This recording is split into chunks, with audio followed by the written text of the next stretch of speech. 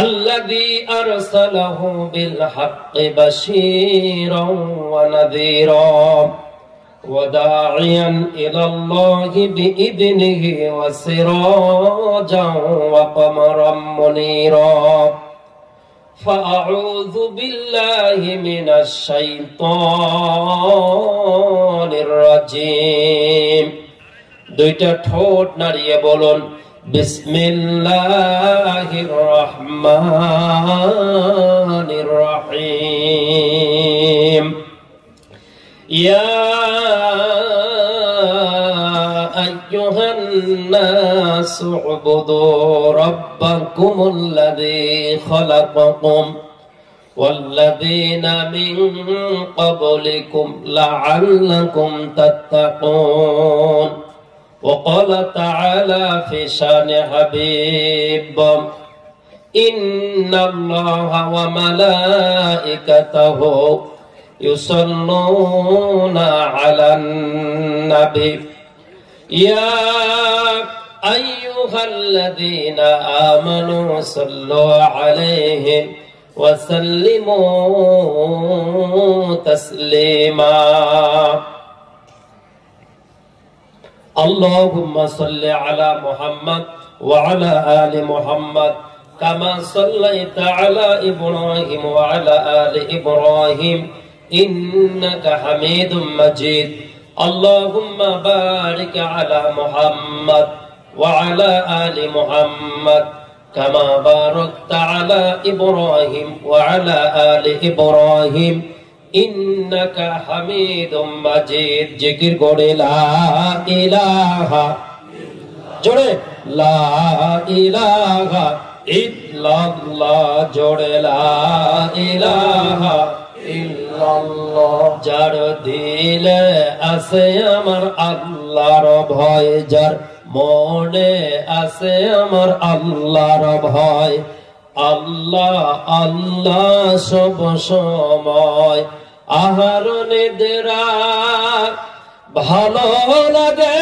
না এই দুনিয়া ভালো লাগে না ভালো লাগে শুধু ইল্লাল্লাহ লা ইলাহা ইল্লাল্লাহ জোরে লা ইলাহা ইল্লাল্লাহ লা ইলাহা ইল্লাল্লাহ লা ইলাহা ইল্লাল্লাহ মুহাম্মাদুর রাসূলুল্লাহ সাল্লাল্লাহু আলাইহি ওয়াসাল্লাম।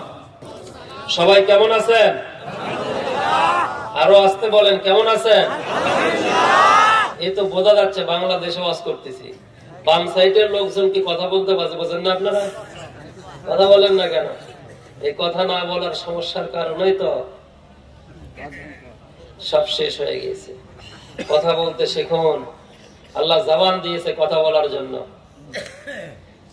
1 মাস 28 দিন 24 দিন পর পর 239 টাকা রিচার্জ করার দরকার নেই। আল্লাহ জবান দিয়েছে আল্লাহকে ডাকার জন্য। কথা বলতে শিখুন। আল্লাহ কথা বলার জন্যই দিয়েছে। তবে সব জায়গায় সব সময় কথা বলা যাবে না, ঠিক কিনা? কথা বলতে হবে ন্যায়ের পক্ষে অন্যায়ের বিপক্ষে। অন্যায়ের বিপক্ষে যদি কথা না বলেন তাহলে আপনি হবেন মুনাফিক। আপনি কি হবেন? মুনাফিক। আর মুনাফিকের জায়গা হলো জাহান্নামের সর্বনিম্ন স্তরে। হিন্দুরা এত নিচে জাহান্নামে যাবে না, বৌদ্ধ খ্রিস্টানেরা যাবে না, ইহুদি নাসারারা যাবে না, শুধু যাবে মুসলমান। যারা মুসলমানের গ্রামে থাকে, মুসলমানের ঘরে বাস করে, মুসলমানের সাথে মসজিদে নামাজ পড়ে, ওই সমস্ত ব্যক্তিরা জাহান্নামের সর্বনিম্ন স্তরে জায়গায় চলে যাবে। শুধুমাত্র ভালো কাজের আদেশ না করা, অন্যায় থেকে বিরত না থাকা, সত্য কথা না বলা, আমানত খেয়ানত করা। এই জন্য হক কথার সময় অবশ্যই আপনাকে সাড়া দিতে হবে। বুঝে মহান আল্লাহ সুবহানাহু ওয়া তাআলা আপনাকে আমাকে আজকের এই জালসায় মহতী অনুষ্ঠানে কোরআনের এই প্রোগ্রামে বসা, দুটি কথা শোনার তৌফিক দিলেন। ওই আল্লাহ সুবহানাহু ওয়া তাআলা দরবারে মাথাটা উঁচু করে দুইটা চোখ একটু সামিয়ানার দিকে দিকে বলুন আলহামদুলিল্লাহ। আর একবার বলেন আলহামদুলিল্লাহ। লাখ কোটি দরুদ সালাম মানবতার মহান শিক্ষক, মহাবিশ্বের মহান আদর্শ মহাবিশ্বের মহা আদর্শ, বিশ্ব নেতা, বিশ্ব নবী জনাবে মুহাম্মদ রাসূলুল্লাহ। আর একবার বলেন সাল্লাল্লাহু আলাইহি ওয়াসাল্লাম। ওয়া ইন্নাকা লাআলা খুলুকিন আযীম। কেমন আদর্শ ছিলেন রাসূল করিম সাল্লাল্লাহু আলাইহি ওয়াসাল্লাম মসজিদে নববীতে। কোন মসজিদ বললাম? মসজিদে নববী, যে মসজিদে নামাজ পড়লে 50,000 রাকাত নামাজের সওয়াব পাওয়া যায়। আরো আসতে বলেন। ওই মসজিদে আল্লাহ রাসূল এরকম বয়ান করতেছেন। এমন সময় একজন যুবক, আজকের মাহফিলও মনে হয় অমুসলিম ভাইরা এসেছেন 2-4 জন, আসে। গতকালকে উত্তর দিনাজপুরে প্রোগ্রাম করলাম, ওখানে হিন্দু মুসলিম সবাই ছিল। তো একজন অমুসলিম যুবক রাসূলের এই মজলিসে না বসে, সাহাবারা যে জায়গায় স্যান্ডেল, জুতা, পাদুকা রেখে আসতেন, চপ্পল রেখে আসতেন, আপনাদের দেশে বলে চপ্পল না, রেখে আসতেন, ওই জায়গায় রাসূলের যে চপ্পল, জুতা, পাদুকা এইটা ধরে বুকের সাথে নিচ্ছে, চুমু খাচ্ছে, বুকের সাথে নিচ্ছে, চুমু খাচ্ছে। জোরে বলেন মারহাবা। একদিন, 2 দিন, 3 দিন, হঠাৎ নবীজি লক্ষ্য করলেন যুবকটা নাই। ইজলিস, ইজলিস, sit down, my brother, my father, please look at me.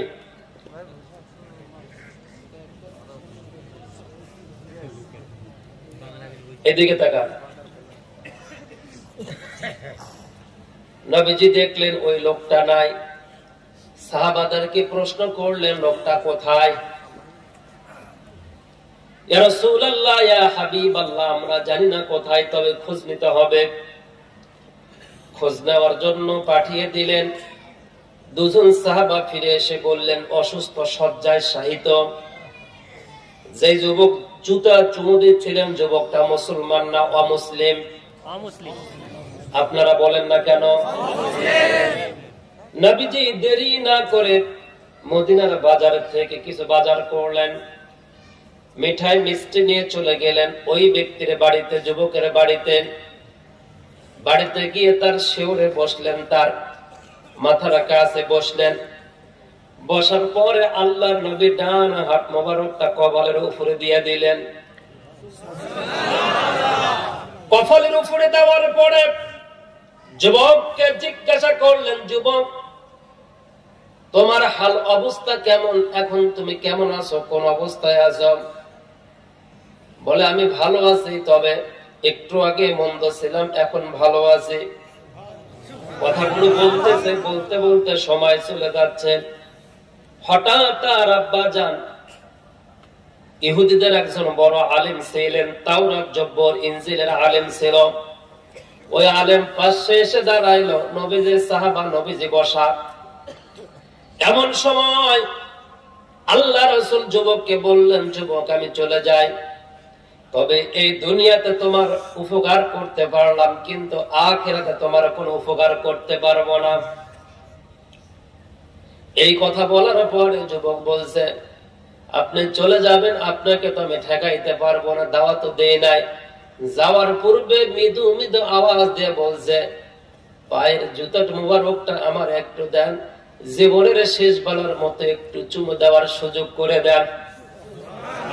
আমার ভাইয়ের, আমার বন্ধুগণ, বিশ্ব নবী, বিশ্ব নেতা জনাবে মুহাম্মদ রাসূলুল্লাহ সাল্লাল্লাহু আলাইহি ওয়াসাল্লাম বলল, যুবক রে, কয়েকদিন তোমাকে বলা হয়েছিল বসার জন্য, মজলিসে তুমি বসো নাই। তোমাকে বসার জন্য বারবার বলা হয়েছে, তুমি বসো নাই, কিন্তু আমার জুতা মোবারকটা বুকের সাথে মুখের সাথে জড়ায় নিয়েছো।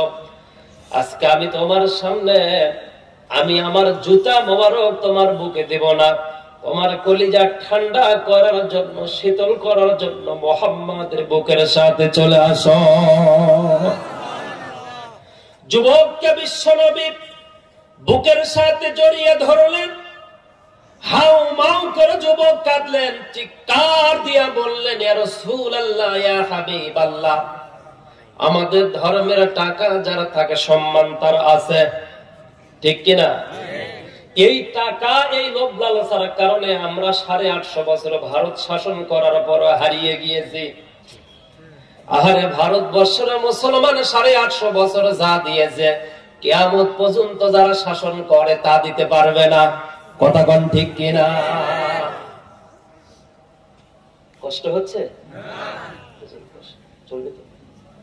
আমার ভাইরা, আমার বন্ধুগণ, আসতেছে, দাঁড়ান। নবীজি বুকের সাথে জড়িয়ে ধরলেন। মুসলিম না অমুসলিম? জোরে বলেন। খবরদার অমুসলিমদেরকে ঘৃণা করবেন না। মানুষকে হিংসা করে দূরে সরাইয়া দিয়ে মানুষকে কখনো কাছাকাছি যাওয়া যায় না, বিজয় অর্জন করা যায় না। আদর্শ ব্যবহার দিয়ে বুকে টেনে নিয়ে কাছে বসায় বুঝাইতে হবে। তবে কেবলমাত্র মানুষের কাছে আপনার দিন, আল্লাহর দিন, আপনার ধর্মটা প্রকাশ পাবে। আপনার আচরণ যেন বোঝা যায় এইটা মুসলমান।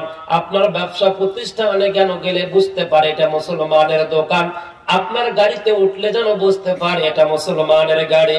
আপনার বাড়িতে ঢুকলে যেন বোঝা যায় এইটা মুসলমানের বাড়ি। এইটা যেন বোঝা যায় রে বাজান। নবীজি বুকের সাথে জড়িয়ে ধরলেন।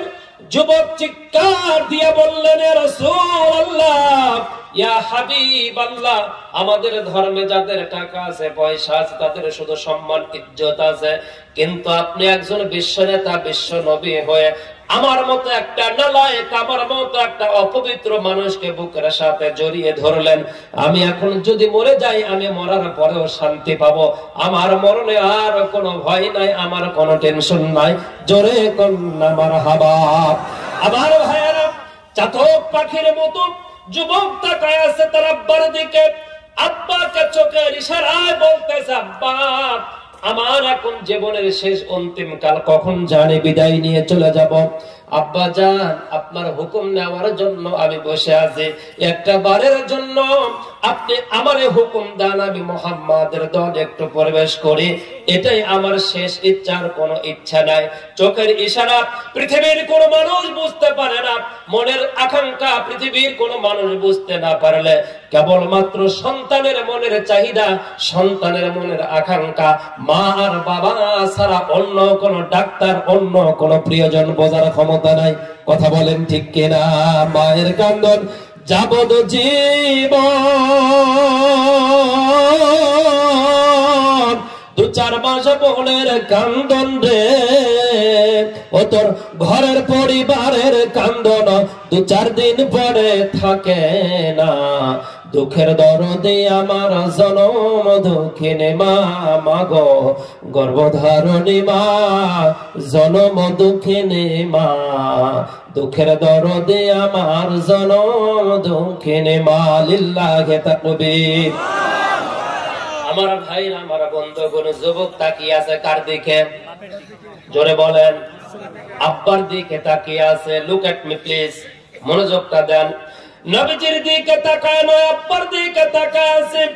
আব্বা জান সন্তানের ইশারা বুঝতে পেরে বলছে, বাবা, দলের কারণে, ক্ষমতার কারণে, টাকা পয়সা লোভ লালসায় পড়ে, সমাজের কারণে, বাবা জান, আমি মুহাম্মাদের সম্বন্ধে ভালোবাসি, ভালো জানি, কারণ তাওরাত, জবুর, ইনজিল সবগুলো কিতাব আমার পড়া আছে।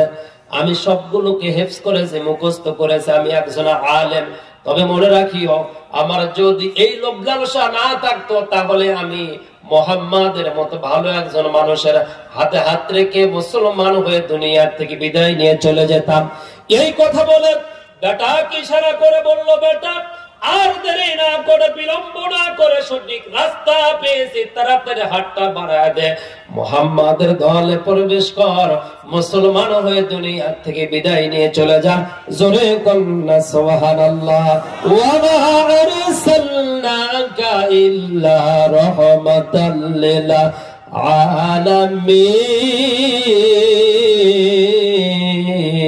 আলামিন। জোরে বলেন আল্লাহু আকবার।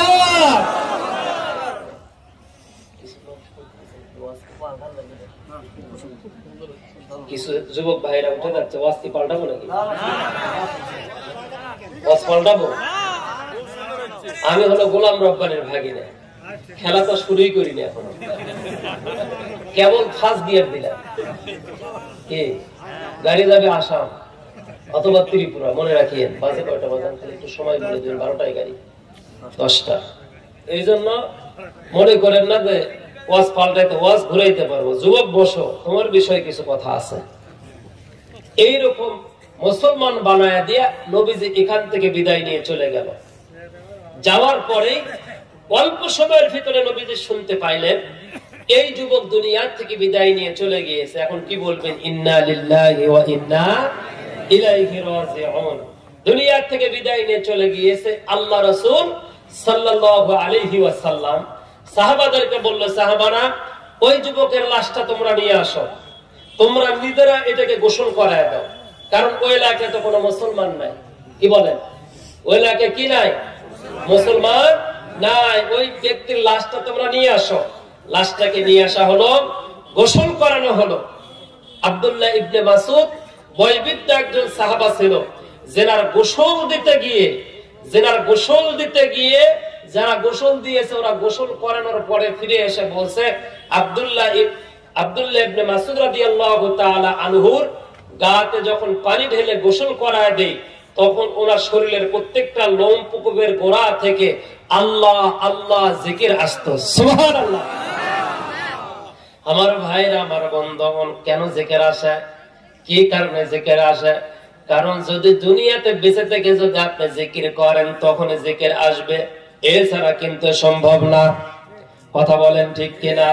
সারা জীবন আপনি হিরো আলমের টিকটক দেখবেন, মাহিয়া মাহি মাটি হে মেতে কে মেলে দিয়েছে, এগুলো যখন হিরো আলমের শুনবেন, এরপরে সিদ্দিক সরে বলবেন যে ভুল হয়েছে, ক্ষমা করে দাও। এগুলো যখন শুনবেন, এরপরে ডিপজলের ডায়লগ, এরপরে মুমতাজের যখন ফাইটে যায়, জোরাতালি দেওয়ার জায়গা নাই, এগুলো শুনবেন। আপনি মরার পরে আপনার শরীর থেকে কি আল্লাহর জিকির আসবে? কথা বলেন, আসবে? কেবলমাত্র তার আসবে যে দুনিয়াতে বেঁচে থেকে আল্লাহর নামে সবসময় জিহ্বাটা নাড়িয়েছিল। কথা বলেন ঠিক কিনা?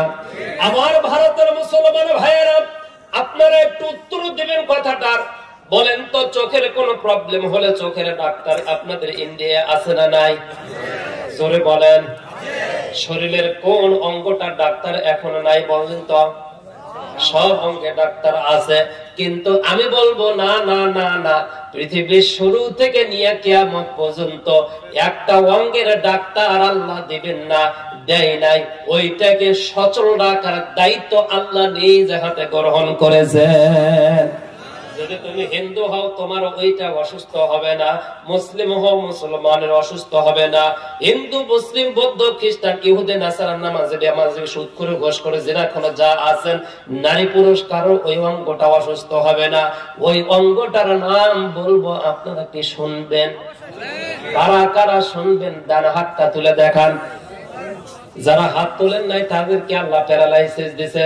হাত তোলেন টান টান করে। লিল্লাহি তাকবীর, জোরে লিল্লাহি তাকবীর। আল কোরআনের আলো, আল হাদিসের আলো, তোমার নেতা আমার নেতা বিশ্বনবী মুস্তাফা, তোমার নেতা আমার নেতা, তোমার নেতা আমার নেতা, লিল্লাহি তাকবীর। হাত নামাছেন আগে কি জন্য? 750 টাকা কিলো আমরা খাই, তারপরে বডি নয় হচ্ছে স্টিল, আর 200 টাকা কিলো খায়, তাই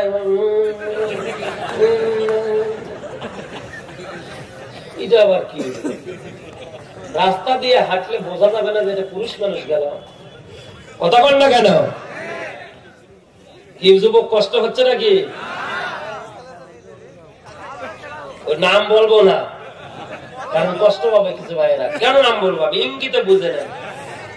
আঙ্গুর ফল 550 টাকা কিলো, আনার 500 টাকা কিলো। আপনাদের যেটা 100 টাকা কিলো, আমাদের ওটা 350 টাকা কিলো।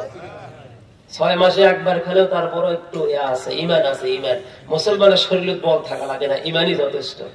কথা বলেন ঠিক কিনা? ইমান, ইমান। রোজা রাখলে অনেকে কয় ক্লান্ত হয় না, মুসলমান রোজা রাখলে আর শক্তিশালী হয়। কথা বলেন ঠিক কিনা? আমার ভাইয়ের, আমার বন্ধুগণ, কোন অঙ্কটা অসুস্থ হয় না শুনবেন তো। ফিরে এসে বলতেছে একটু দাঁড়ান, যুবকটা কিন্তু মারা গেল, মনে আছে? লাশটা নিয়ে আসলো কোথায়? গোসলের জন্য। আব্দুল্লাহ ইবনে মাসউদ রাদিয়াল্লাহু তাআলা আনহুর লমকুফের গোলর থেকে কি আসে? ধরে বলেন আল্লাহ আল্লাহ আল্লাহ আল্লাহ আল্লাহ আল্লাহ আল্লাহ আল্লাহ আল্লাহ। আব্দুল্লাহ ইবনে মাসউদ রাদিয়াল্লাহু তাআলা আনহুর লমকুফের গোড়া থেকে আল্লাহ আল্লাহ জিকির আসে। আব্দুল্লাহ ইবনে মাসউদের মেয়ে ছেলে 21টা। সুবহানাল্লাহ, সুবহানাল্লাহ। দুইজন বলল। আর গুলো চিন্তা করেছে, হুজুর আমার 7টা হয়েছে, তাই আমি চিন্তা করেছি আর একটা বিয়ে করবো। মেয়ে দেওয়ার মালিক কি তুমি না আল্লাহ?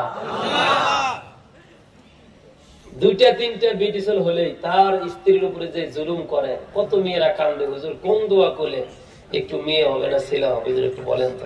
আমি বললাম ছেলে মেয়ে হওয়া ওই চিন্তা করেন না, বলেন যে হুজুর কোন দোয়া পড়লে ভালো সন্তানের বাবা মা হওয়া যাবে। কথা বলেন ঠিক কিনা? ছেলে হোক আর মেয়ে হোক ওইটা চিন্তা করেন না, চিন্তা করেন ভালো সন্তানের বাবা মা কেমনে হবো। কারণ যে পরিমাণ টাইট প্যান ইন্ডিয়া বের হয়েছে, এটা পরে কেমনে আর খোলে কেমনে, ওই চিন্তা আমি করি। আমরা পড়ার সময় তেল দিয়ে পরে, খোলার সময় প্লাস দিয়ে টানা খোলে। এই কথা বল না কেন? লজ্জা লাগে, শরম লাগে। কিছু ভাইকে আমি সফর সঙ্গী যারা থাকে এদেরকে বলে আগে আসেন, ভয় পাচ্ছেন না, আগে আসেন। কিছু ভাইকে আমি বলি ভাই এটা কি মুসলমান না অন্য কোন? বলে হুজুর মুসলমানের মেয়েরা এগুলো পড়ে। সি সি সি, লজ্জা লাগে, শরম লাগে। এগুলো কি? এগুলো কি?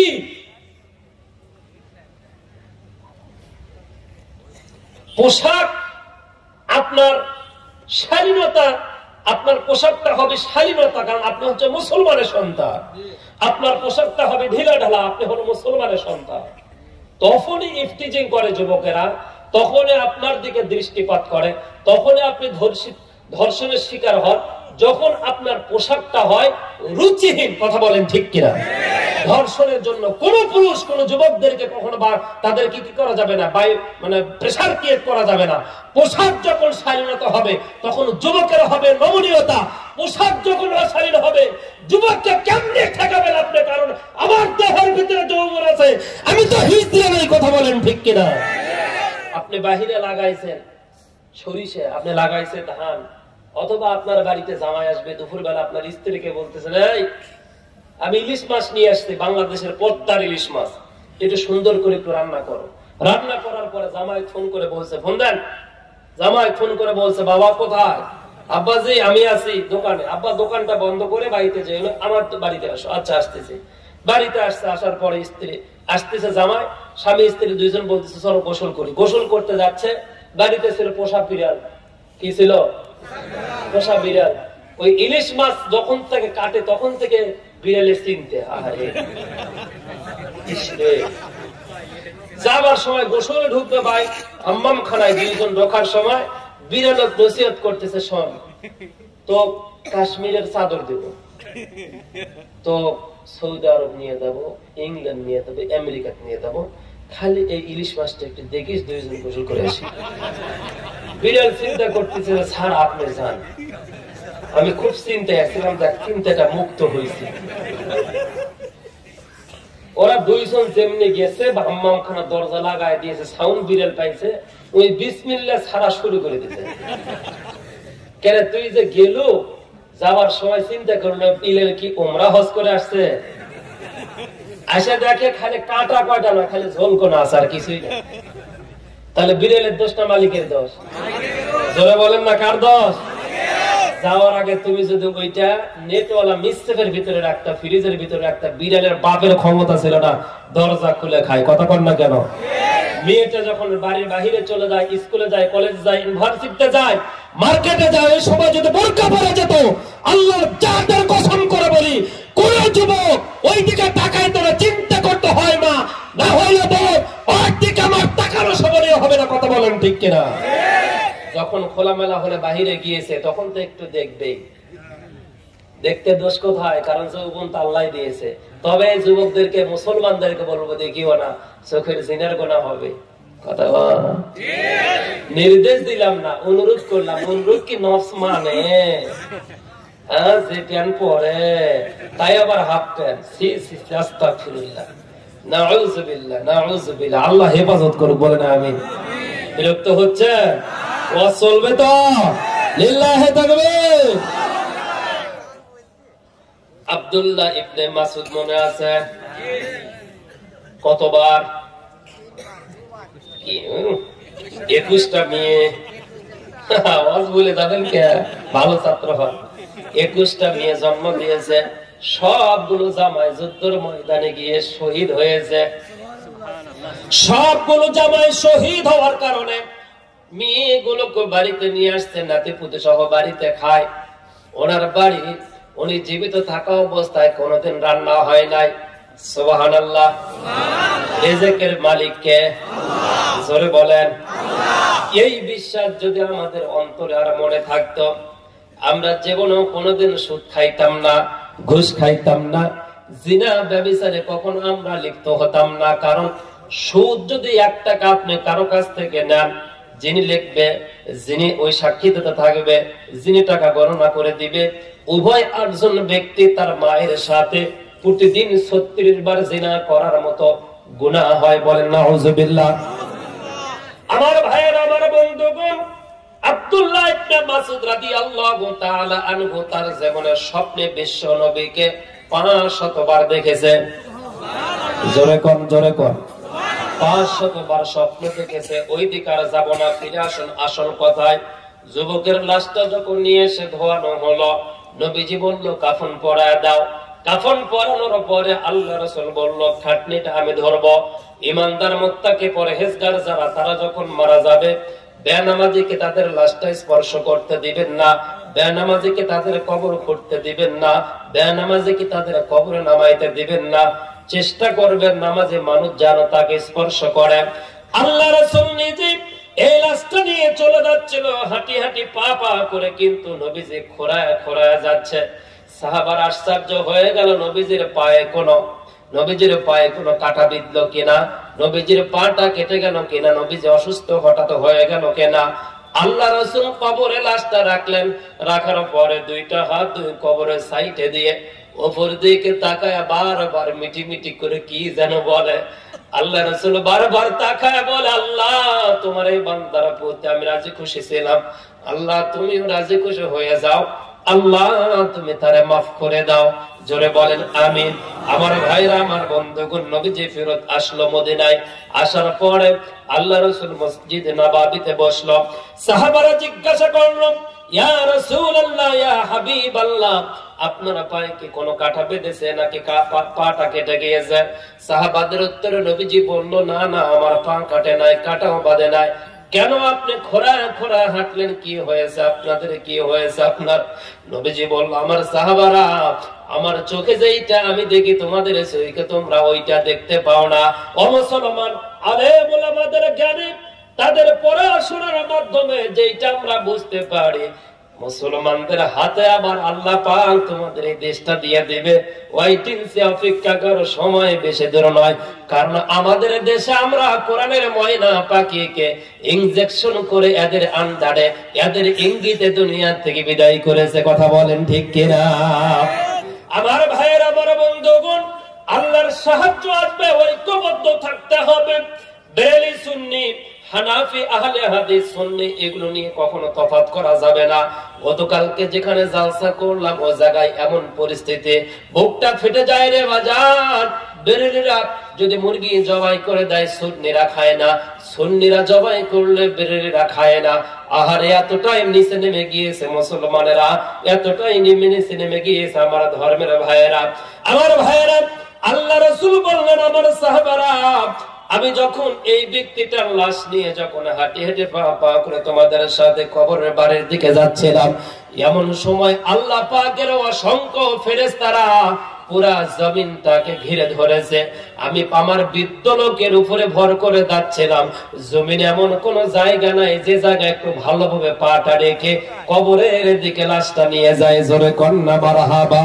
তোমার গহনা দিন ফুক রাইয়া যাবে, গহনা দিন ফুক রাইয়া যাবে, যৌবনে লাগবে ভাটি। ওই যে দেখো ডাকিতেছে আমায় কবরের মাটি। বলেন ওই যে দেখো ডাকিতেছে আমায় কবরের মাটি। সন্ধ্যার আগে যেদিন ডুববে রে বেলা, এক নিমেষে ভেঙ্গে যাবে সেদিন রঙ্গেরি মেলা। ঠিক কিনা? কার দিবা জোরে ধমক, কার মাথায় ভাঙবা লাঠি। বলেন ওই যে দেখো ডাকিতেছে আমায় কবরের মাঠে। বলেন ওই যে দেখো ডাকিতেছে আমায় কবরের মাঠে। হাতটা তুলে বলেন লিল্লাহে তাকবীর, লিল্লাহে তাকবীর। আমার ভাইরা, আমার বন্ধুগণ, ওই ব্যক্তিটা, ওই যুবকটা কত বছর আগে মুসলমান হয়েছে, অল্প সময় পূর্বে। ঠিক কিনা? তার জন্য আসমান থেকে ফেরেশতা এসেছে। কাকে ভালোবাসার কারণে? আল্লাহ এবং তার রাসূলকে ভালোবাসার।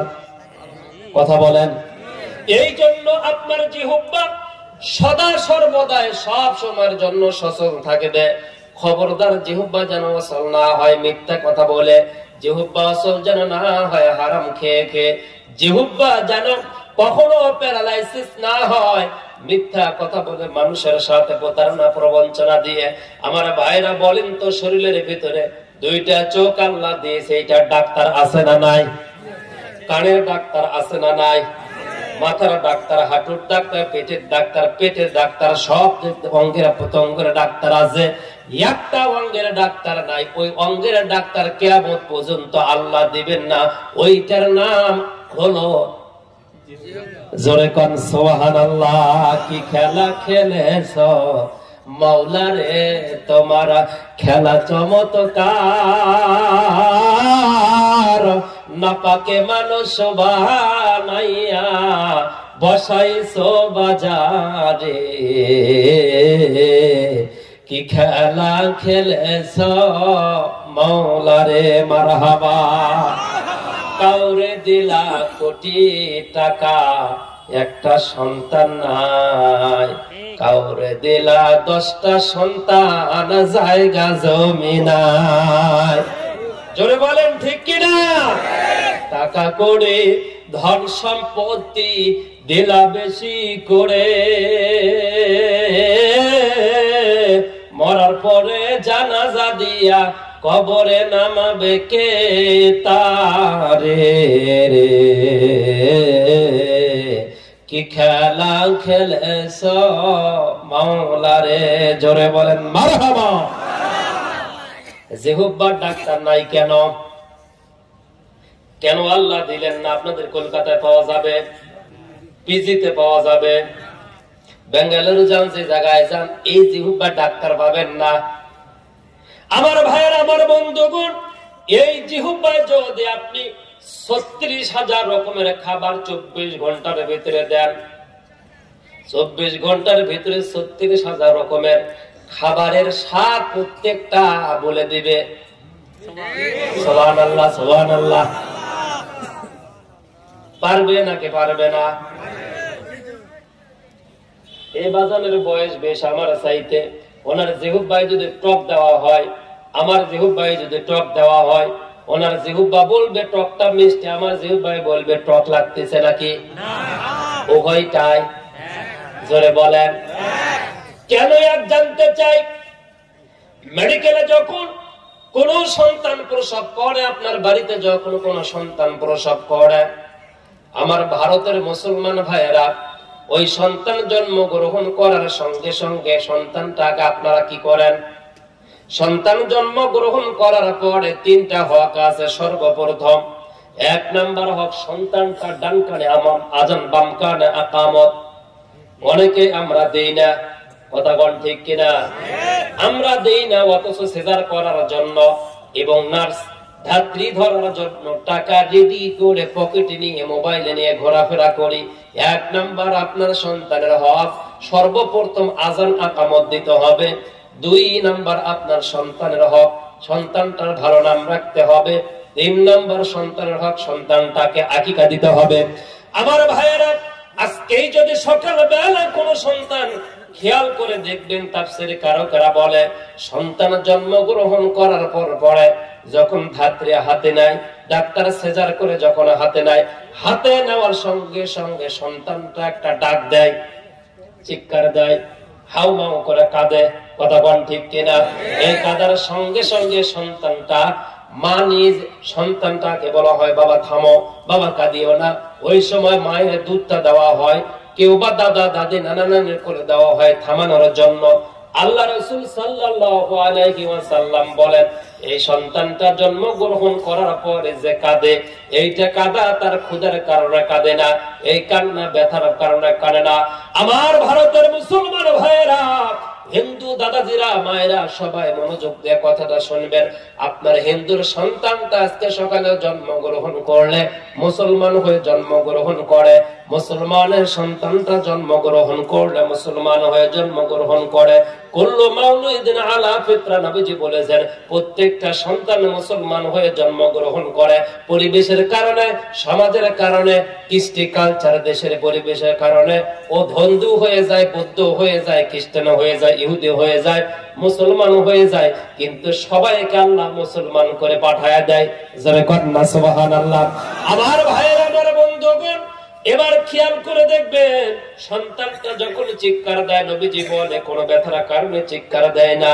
এই সন্তানটা চিৎকার দেয় মানে সন্তানটা দুনিয়াতে যখন আসে, ইবলিস শয়তান তার শরীরের উপরে হাত দেয়। ইবলিসের শরীরের হাতটা হলো নাপাক। জোরে বলেন কি? আরেকবার বলেন তো কি? এই মানুষটা একটু কালো, মনটা খুলে, এই মানুষটা কালো কিন্তু মনটা ভালো। কি মনটা? আমার বাড়ি যে গাইবান্ধা, শুনলে অনেকে কয় হুজুর আরিয়াবান্ধা যায় না। আমার বাড়ি হলো বাংলাদেশের গাইবান্ধা। গাইবান্ধার একটা বক্তা আছে, তার নাম কি জানেন না? গোলাম রব্বানী যুক্তিবাদী। ওই গাইবান্ধা যে আমাদের বাড়ি, মানুষ শুনলে মন খারাপ করে। আমি তখন বলি আমার বাড়ি গাইবান্ধা, আমার মনে নাই খারাপ কোন ধান্দা, আমরা আল্লাহর খাঁটি বান্দা। জোরে কোন ভারতের মুসলমান সুবহানাল্লাহ। আপনি এবার বানান তো একটা দেখান। এই জন্য মানুষটা কালো কিন্তু মনটা, জোরে কোন। আমার ভাইরা, আমার বন্ধুগণ, নবীজি বলেন এই সন্তানটা যখন দুনিয়াতে আসার সঙ্গে সঙ্গে চিৎকার দেয়, এই লোকটা কালো কিন্তু ফজর নামাজ যারা প্রতিদিন নিয়মিত পড়ে, ফর্সা মুসলমান ফজর নামাজ কাজা করে, কালো মুসলমান প্রতিদিন ফজর পড়ে। আমি আমার আল্লাহর কসম করে বলে গেলাম, ওই দুইটা লোককে একটা স্টেজে দাঁড় করাবেন, 100 মানুষকে ইন্টারভিউ নিতে দিবেন। 100 জনের ভিতরে কমপক্ষে 85% লোক বলবে এই কালো মানুষটার ভিতরে মায়া আছে, কালো মানুষটার চেহারার ভিতরে একটা আলো দেখাচ্ছে। জোরে কোন সুবহানাল্লাহ। আল্লাহুম ওয়ালিয়ুল্লাযিনা আমানু ইখরিজুহুম মিনাদ-দুলুমাতি ইলান-নূর।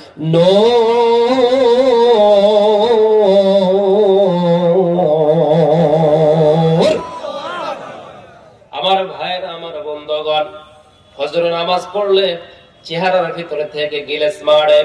ডায়াবেটিস যাদের হয়েছে, ডাক্তার বলে সকালবেলা হাঁটবেন। কেন হাঁটবেন জানেন? সকালবেলা কোন মুনাফিকের নাকের যে নিঃশ্বাস, এই ব্যাকটেরিয়া মুনাফিকের কখনো সকালবেলা ওঠে না। এই জন্য সকালবেলা নিঃশ্বাসটা কখনো ব্যাকটেরিয়া হয় না। সকালবেলা নিঃশ্বাসটা হয় লিটেন ক্লিয়ার, পরিশুদ্ধ, পরিষ্কার। আমার ভাইয়েরা, এই ছোট্ট বাচ্চাটার শরীরে ইবলিস শয়তান যখন হাত রাখে, বাচ্চাটা চিৎকার দেয়। এই বাচ্চাটা চিৎকার দেয়, নবীজি বলেন এই বাচ্চা যখন চিৎকার দেয়, আল্লাহ পাকের নাম নিয়ে চিৎকার দেয়, বলে আল্লাহ মায়ের পেটে ছিলাম নিরাপদ, মায়ের পেট আমার শরীরে খারাপ হাতটা কখনো পড়ে নাই, আল্লাহ মায়ের পেটে কষ্ট পাই নাই, যন্ত্রণা পাই নাই, কিন্তু দুনিয়াতে আসার পর পরে মালিক রে এমন একটা খারাপ হাত, এমন একটা জঘন্য হাত আমার শরীরে দিয়েছে, আল্লাহ দয়া করে তুমি আমারে বাঁচাও। আল্লাহ পাক ডাক দিয়ে বলে, দুনিয়াতে আসার পর পরে মাকে ডাক দিলে না, বাবাকে ডাক দিলে না, ওই মেডিকেলের ডাক্তারকে ডাক দাও না, ধাত্রীকে ডাক দাও না, আমি আল্লাহকে ডাক দিয়েছ। আমি আল্লাহ ওয়াদা করলাম যতদিন দুনিয়াতে বেঁচে থাকবা আমি আল্লাহ তোমার নিরাপত্তা দিব, যখন সে জায়গায় বিপদে পড়লে আমাকে ডাকবা, পৃথিবীর কেউ না গাইলে আমি আল্লাহ তোমার আগায় দিয়া সাহায্য সহযোগিতা করে তোমার বাড়ি পর্যন্ত নিরাপদ পর্যন্ত পৌঁছায় দিব। জোরে কটনা সুবহানাল্লাহ। ওয়া কানা হাক্কুনা আলাইনা নাসরুল মুমিনিন।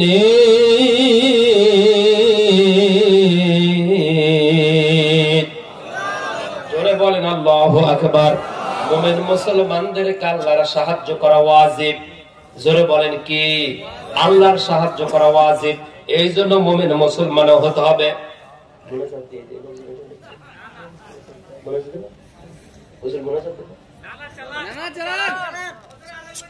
এই যে কিছু লোক যে উঠে যাচ্ছে সাপ সাপ, 1 নম্বর সাপ। ও আচ্ছা, এতগুলো একসাথে বাজলে তার বিপদ। বিশ্ব ইস্তেমার মতো জায়গা সিরিয়াল ধরা লাগবে। সম্মানিত ভাইয়েরা আমার, তাহলে চিৎকার দিল কেন? মনে থাকবে কেন চিৎকার দেয়? ইবলিস শয়তান স্পর্শ করে ওই যে নবজাতক বাচ্চাটা শরীরে, এই জন্য চিৎকার দেয়। সম্মানিত ভাইয়েরা আমার, আপনি কখনো বুঝবেন আপনার ঈমান আছে যদি আপনার পাপ করলে মনটা ব্যথা লাগে, পাপ করার পরে মনটা খারাপ হয়ে যায়, পাপ করার পরে আপনার যদি কষ্ট লাগে, বারবার বারবার ওই কথা মনে পড়ে, তখন বুঝবেন আপনার ঈমানটা আছে। পাপ করার পরে যদি আপনি নিশ্চিন্তে থাকেন, পাপ করার পরেও যদি আপনি রিল্যাক্স মোডে ঘোরাফেরা করেন, বুঝতে হবে আপনার ঈমান নামক দৌলত ওইটা আল্লাহ পাক কিনে নিয়েছে নাই, যার কারণে পাপ করেও আপনি মজা পান। এই জন্য ওয়াজ মাহফিলেও যাবেন, গানের বাজনাও যাবেন, যাওয়া যাবে। জোরে বলেন যাওয়া যাবে। আমাদের সমাজের যুবকেরা যায় কিনা? জোরে বলেন যায় কিনা? আমার দেশের যুবকেরা শুক্রবারের দিন নামাজে যাব, সেলুনে যাচ্ছে বাজার, আমরা হুজুর একটু জোরে হাঁটলেও দোষ, আস্তে হাঁটলেও দোষ। জোরে হাঁটলে বলে দাওয়াত পাইছে, আস্তে হাঁটলে বলে হুজুর খাওয়া বেশি হয়েছে, লোড বেশি। ঠিক কিনা?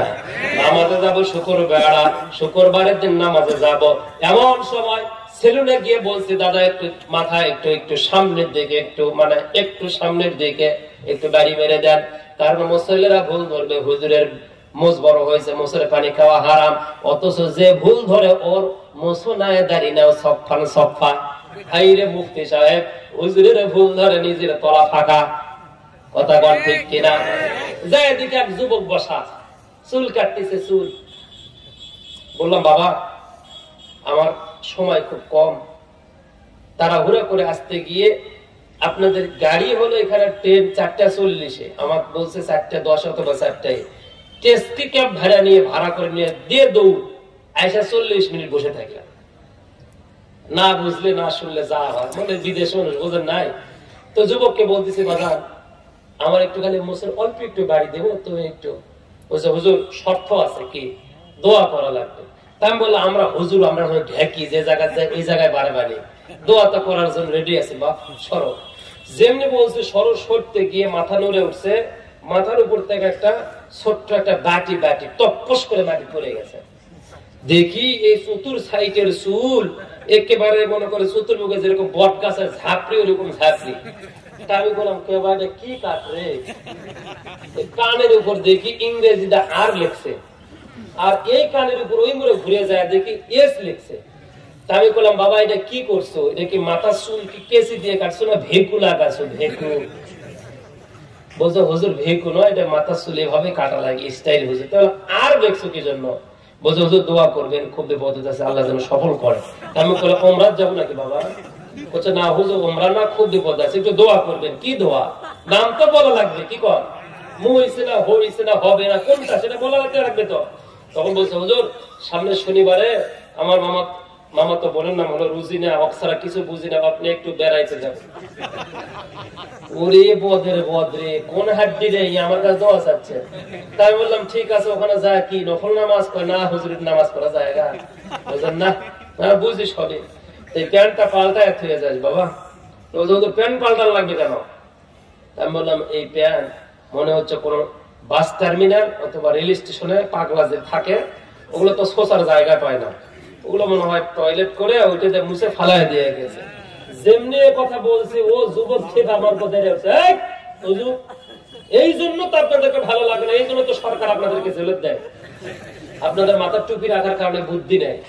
বুদ্ধি যদি না থাকতো তাহলে 850 বছর আমরা কেমনে চালাইলাম দেশ? কথা বল না কত বছর?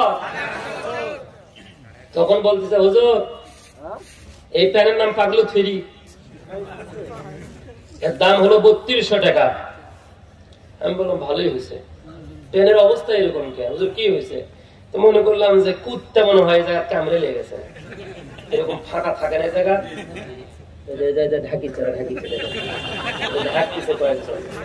মনে হয় কুত্তা কামড়ে লেগেছে, আছে না না? এই যে এই জায়গা কাকা হাঁটলে এরকম ফাঁক ফাঁক ফাঁক এরকম করে।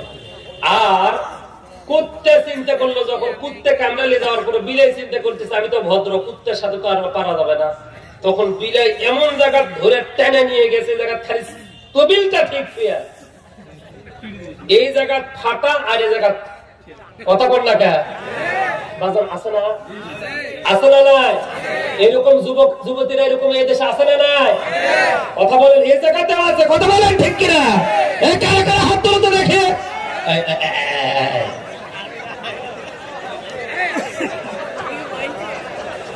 তোমার মারার আগে, তুমি মরার পরে তোমার বাপার আগে বাটাম ফাটাবি, কারণ 3200 টাকা দিয়া 3000 টাকা দিয়া ওই প্যান কেন কিনে দেওয়া হলো বেটাকে? কথা বলেন ঠিক কিনা? ওই প্যান কেন কিনে দিলেন আপনি?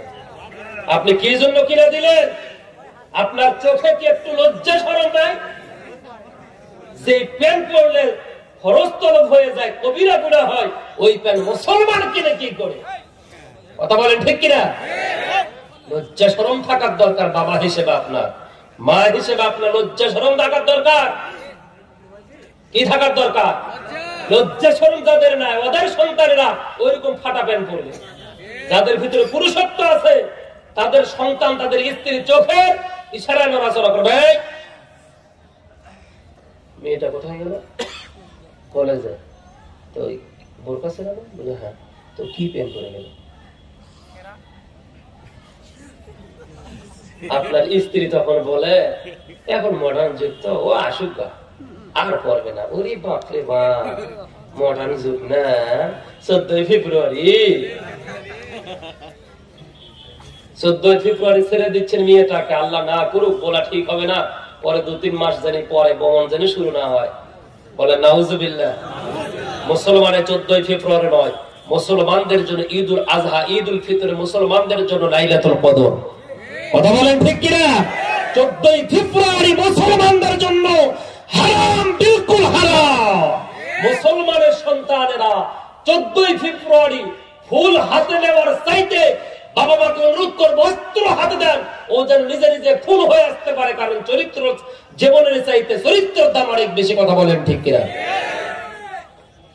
তোমার চরিত্র যদি না থাকে, তোমার জীবন দিয়ে তুমি কি করবা? 14 ফেব্রুয়ারি ফুল কিনবো না, ফুল কিনতে দিব না, বলেন ইনশাআল্লাহ।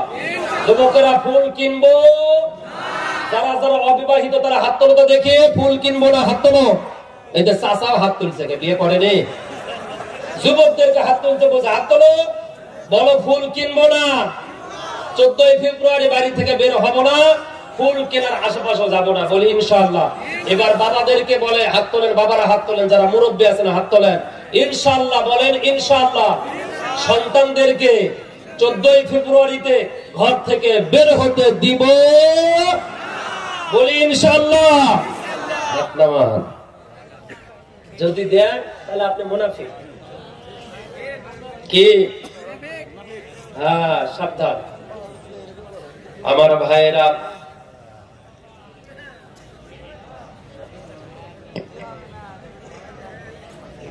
যিনাদের এখনো খাবার খেতে বাকি আছে তিনারা মজলিসের আদব রক্ষা করে গিয়ে খাবার খেয়ে নিন। খাবারের সামানপত্র গুটিয়ে ফেলবে, পরে হয়তো খেতে চাইলেও খেতে পাওয়া যাবে না। তাই যিনারা বাকি আছে আদব রক্ষা করে খাবার খেয়ে নিন। আলহামদুলিল্লাহ।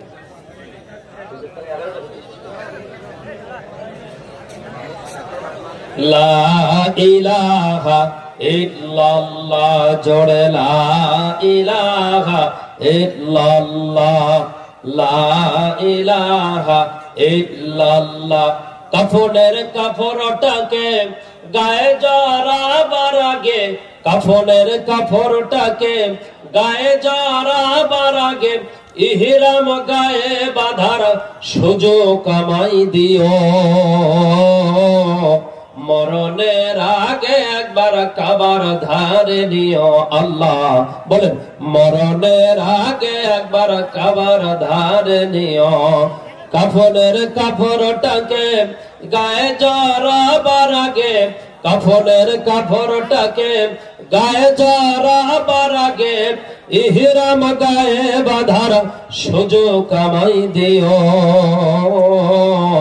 মরণের আগে একবার মদিনাতে নিও।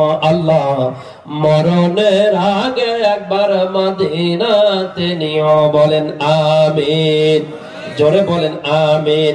আমার ভাইরা, আমার বন্ধুগণ, সংক্ষিপ্ত সময় জিহ্বা আল্লাহ সুস্থ রেখেছেন আল্লাহকে ডাকার জন্য। কথা বলেন ঠিক কিনা? আমার ভাইরা, আমার বন্ধুগণ, সন্তানটা জন্মগ্রহণ করার পর পরে ডান কানে আজান, বাম কানে আকামত দেবে। এরপরে যে কাজটা বাবা মার উপরে দাঁড়াইবে, যে কাজটা বাবা মার উপরে করতে হয়, হক সন্তান রয়েছে, ভালো কোন আলেমের জিহ্বার লালা তাহানিক বলা হয় আরবিতে। এই তাহানিক করবেন। এই তাহানিক যদি কোন সন্তানকে করা হয়, ওই সন্তান যতদিন দুনিয়াতে বাঁচবে ততদিন পর্যন্ত জিহ্বাটা আল্লাহর জন্য, তার রাসূলের জন্য সদা সর্বদা এর জন্য সতেজ রাখবে। তাহানিক করা জিহ্বা জীবনেও কোনদিন হারাম খাবে না। তাহানিক করা জিহ্বা জীবনেও কোনদিন আলেম ওলামাদের বিপক্ষে নাড়াবে না। তাহানি করা প্রত্যেকটা বাবা মা সন্তানের উপরে কর্তব্য, সন্তানের হক হলো তার তাহানি করতে হবে। আল্লাহ যেন বাবা মাকে তাহানি করা তৌফিক দান করে দেয়। বলেন আমিন। আমার ভাইয়েরা, আমার বন্ধুগণ, সদা সর্বদাই এই জিহ্বাটা আল্লাহ পাক সচল রাখলেন। কারণ ফালিয়াদহাকু কলিলাম ওয়ালয়াবকু কাসীরা, বাজান রে কম করে হাসো, বেশি করে কাঁদো। কাঁদার জন্য চোখ দিয়েছেন, আর বেশি বেশি আল্লাহর নামে ডাকার জন্য জিহ্বা দিয়েছেন। জিহ্বা দিয়েছিলেন হযরতে ইয়াকুব আলাইহি ওয়াসাল্লামের। আমার ভাইরা, আমার বন্ধুগণ, কষ্ট হচ্ছে নাকি? ইয়াকুব আলাইহি ওয়াসাল্লামের জিহ্বা দিয়েছিলেন যেমন হযরতে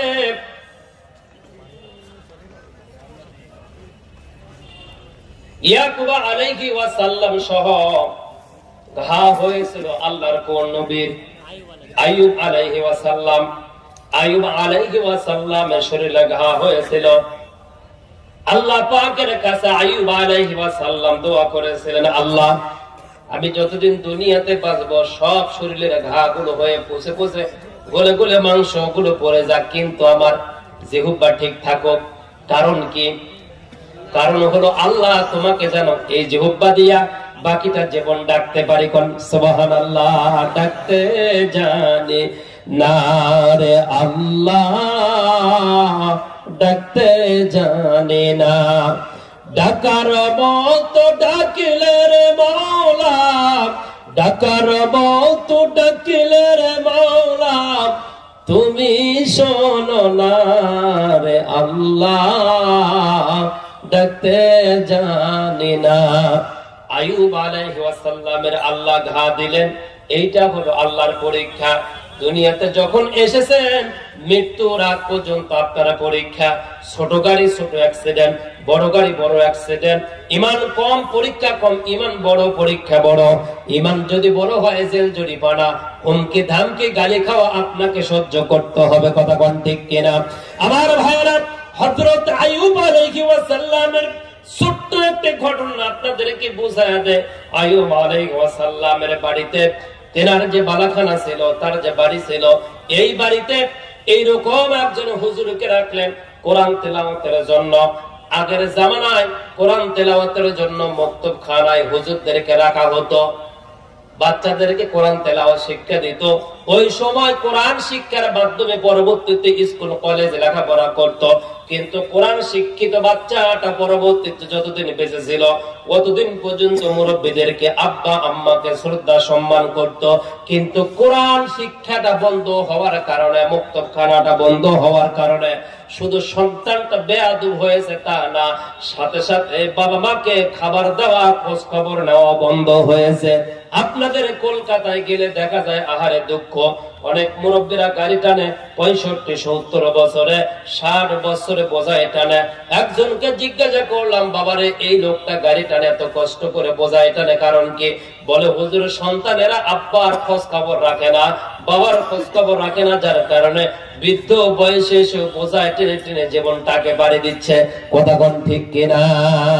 বাজান আমার ওষুধ শেষ, বাজান আমার ওষুধ শেষ, ঘন ঘন কাশি হয়, বুকের বাম পাশে ব্যথা, ওজনটা কমে যায়।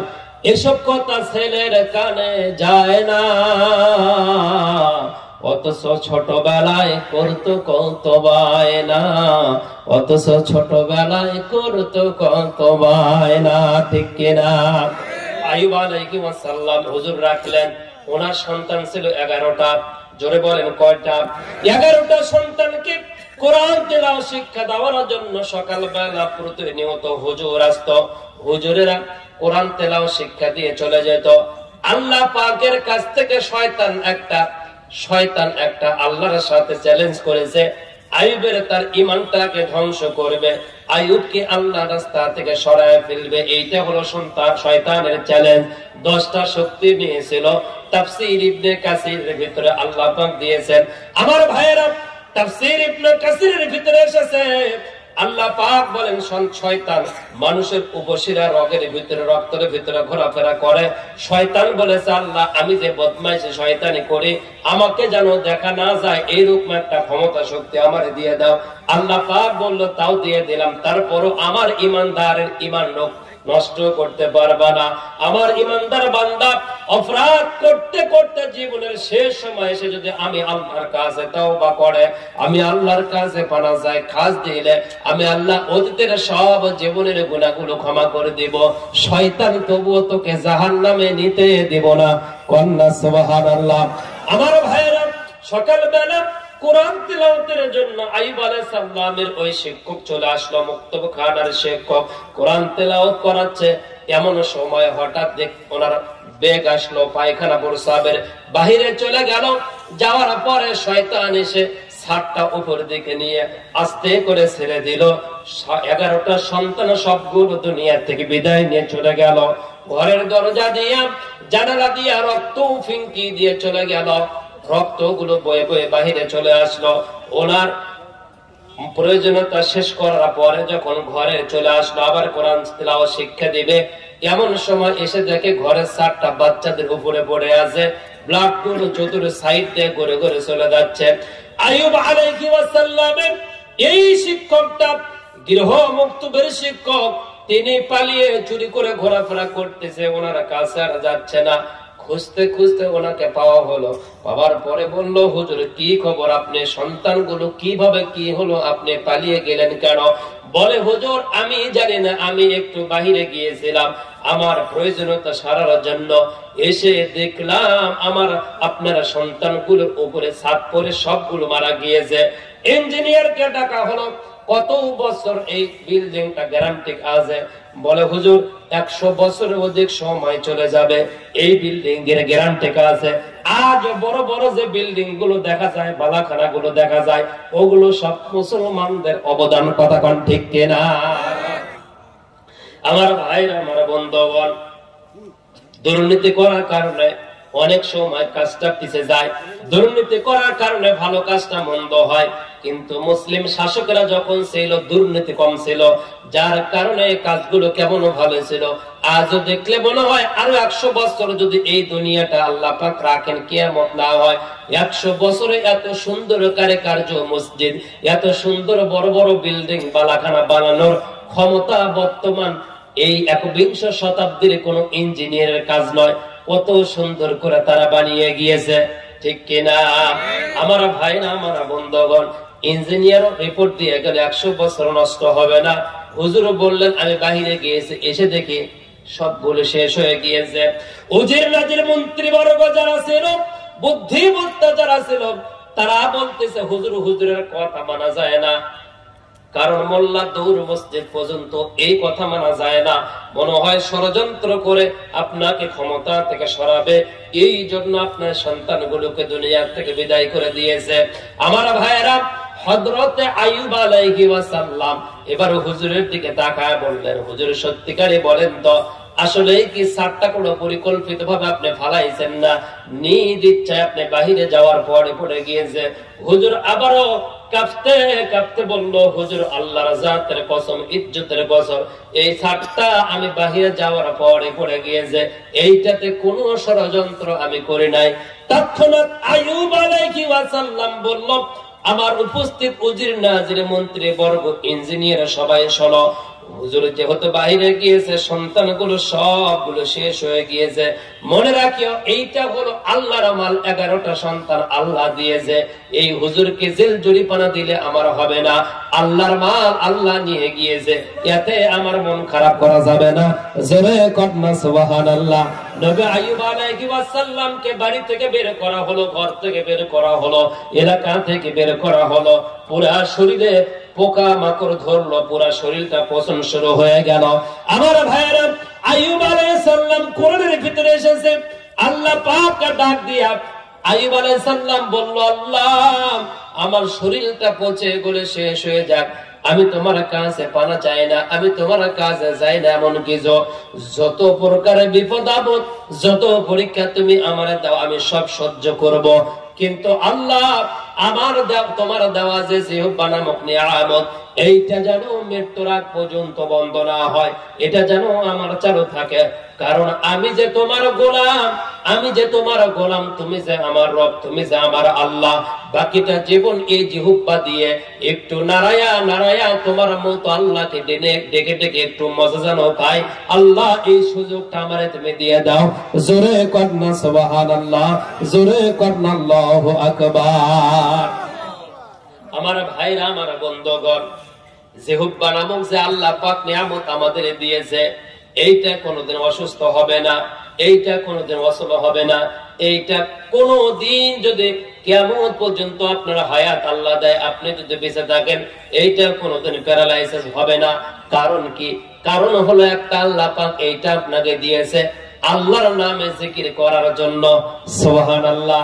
আল্লাহর নামে যদি জিকির আজকার আমরা ঠিক রাখতাম, কোরআন তিলাওয়াতে যদি আমরা আমাদের জিহ্বাটাকে সচল রাখতাম, তাহলে আমার মনে হয় আল্লাহ রাব্বুল আলামিন যেমন হযরত আব্দুল্লাহ ইবনে মাসউদ রাদিয়াল্লাহু তাআলা আনহু মৃত্যুর পরেও তার শরীরের লোমগুলো আল্লাহ আল্লাহ জিকির করেছে, আমাদেরও আমাদের শরীরের লোমগুলো আল্লাহ আল্লাহ বলে জিকির করত।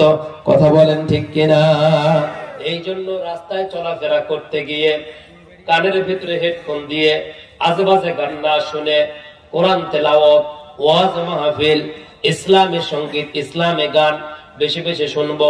আমার ভাইয়েরা, রাতের বেলা যখন ঘুমাবো, ওই সময় চেষ্টা করব গান বাজনা না দেখে, হয় যদি সময় পান তাহলে কোরআন তেলাওয়াত দেখবেন, আর তা যদি না হয় তাহলে আল্লাহ আল্লাহ আল্লাহ আল্লাহ জিকির করতে করতে জিহ্বাটাকে আপনি সচল রাখবেন। কারণ আল্লাহ জিহ্বা দিয়েছে আপনাকে, জিহ্বা দিয়েছে আপনাকে জিকির করার জন্য। কন্যা সুবহানাল্লাহ। রাতের বেলা ঘুমিয়ে যাবেন যখন, একটা কাজ করবেন, তখন একটা কাজ আপনাকে জান্নাতের মেহমান বানিয়ে দিবে তখন। সুবহানাল্লাহ। আল্লাযীনা ইনফিকুনা ফিস সাররাই ওয়াদ দাররাই ওয়াল কাযিমিনাল গায়য ওয়াল আফিনা আনিন নাস ওয়াল্লাহু ইউহিব্বুল মুহসিনিন। আল্লাহ পাক পবিত্র কালামুল্লাহ শরীফের ভিতরে বলেছেন, তিনটা কাজ যদি আমার কোন বান্দারা করে, হে নবী আপনি তাদেরকে বলে দেন ওরা হলো মুহসিনিন, ওরা হলো আমার নিকটতম বান্দা। জোরে কোন সুবহানাল্লাহ। এক নাম্বার, রাতের বেলা আজকে গিয়ে আমল করবেন, আজকে আপনি জান্নাতে হয়ে যাবেন। জোরে কোন সুবহানাল্লাহ। আরেকবার কোন সুবহানাল্লাহ। আজকে বাড়িতে গিয়ে যে কাজটা এই কাজটা করবেন, আজকে জান্নাতে হবেন। করবেন তো ইনশাআল্লাহ? কারা কারা করবেন দেখে হাত তোলেন। লিল্লাহি তাকবীর। মানে হাত তুলতেছি সুবহানাল্লাহ বলাচ্ছি যাতে করে মনোযোগটা ঠিক থাকে, বিরক্ত করার জন্য নয় রে বাজান। আমার ভাইয়েরা, নবীজি মসজিদে নববীতে বক্তৃতা দিচ্ছেন, এমন সময় একজন সাহাবা আসতেছে, দাড়ির পানিগুলো এরকম ছড়ায় দিচ্ছে। নবীজি বলতেছে, আমার জান্নাতের, আল্লাহর জান্নাতের মেহমান আমার সাহাবা আসতেছে। সাহাবা পিছনের দিকে তাকায় বলতেছে, এটা তো অমুক, দাড়ির পানি এরকম উজু করার পরে ছাড়ায় না। সবার শেষে যে বসলো। পরের দিন আবার ওই সাহাবাটা আবার পিছে আসছে, আবার বলতেছে, আমার জান্নাতের, আমার সাহাবা আল্লাহর জান্নাতের মেহমান আসতেছে। সুবহানাল্লাহ। দ্বিতীয় তৃতীয় দিন এই কথা বলার পরে নবীদের একজন জরুল কদর সাহাবা, তিনি রাসূলের এই সাহাবাকে বললো, ভাই আমার বাড়িতে একটু মনোমালিন্য, সম্ভব হলে আপনার বাড়িতে একটু মেহমান হতে চাই। নবীজি বলেন, দুইটা আমল করো, আমার আল্লাহর জান্নাতে চলে যাও। আফশুস সালাম ওয়া আতিমুত তুআম, দেখা হলে সালাম, সালাম দিলে 90টা নেকি। সুবহানাল্লাহ। কয়টা নেকি? জোরে বল। এখন হয়তো আপনাদের দেশে সমস্যার কারণে হিন্দু মুসলিম বোঝাই যায় না। হিন্দু দাদাদেরও দাড়ি নাই, আপনাদেরও দাড়ি নাই, ওদেরও মুছ নাই, আপনাদেরও মুছ নাই। এই জন্য দাড়ি দেখে একটু সালাম দেওয়ার দরকার, পরিচিত হলে তো আলহামদুলিল্লাহ, ঠিক কিনা? আমার ভাইয়েরা, সালাম দিবেন যে 90টা নাকি পাবেন তিনি। কয়টা নাকি? জোরে বলেন কয়টা? তাহলে আজকে বাড়িতে গিয়ে সালাম দিবেন তো ইনশাআল্লাহ। বাড়িতে গিয়ে দরজা খোলার আগে সালাম দিবেন, আসসালামু আলাইকুম মরিয়মের মা। কি বলবেন? বলার পরে হাতটা আগায় দিবেন, আগফিরুল্লাহু লানা ওয়া লাকুম। নবীজি বলেন, এই যে হাত ধরলেন, দুইজনের গুনাহ, সগীরা গুনাহগুলো ঝরঝর করে পড়ে যায়। হযরত ইমাম আজম আবু হানিফা রাহমাতুল্লাহ আলাইহি আসর নামাজের পরে ওযু করে বসে আছেন।